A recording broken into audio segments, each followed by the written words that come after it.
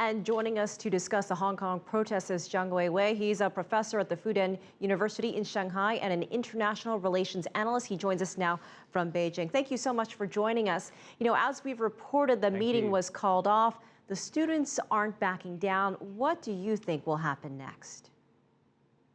Well, I think eventually the movement will dwindle, and the momentum, I think, is already being lost, and gradually it will decline. You know, there have been some reports, as we mentioned, that an Australian company started paying Hong Kong chief's executive before he took office. His office is saying that nothing illegal has taken place. What do you make of this news? No, what surprised me is the timing of this story, why it emerged at this particular moment. So I have the impression that something had been already planned. Act 1, Act 2, Act 3. I expect more, perhaps, surprises when the movement lost its momentum. What do you think is the best case scenario here looking ahead? And what's the worst case scenario? If you could just give us a bigger picture, what you think will happen in the next coming weeks, coming months.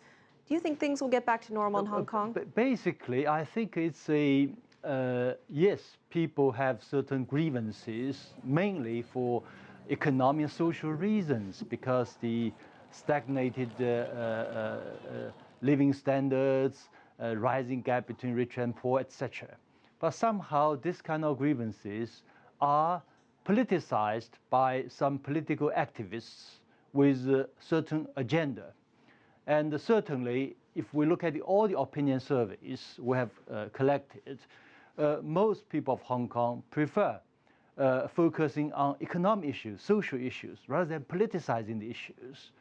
So I think at this kind of situation, you will see that the movement will lose its momentum. I've just read this statement by Hong Kong Bar Association, which also to the effect that claims that many of the acts by students may risk violating the rule of law. All right, Professor Zhang Weiwei, we appreciate your time and your perspective. Thank you so much for joining us from Beijing.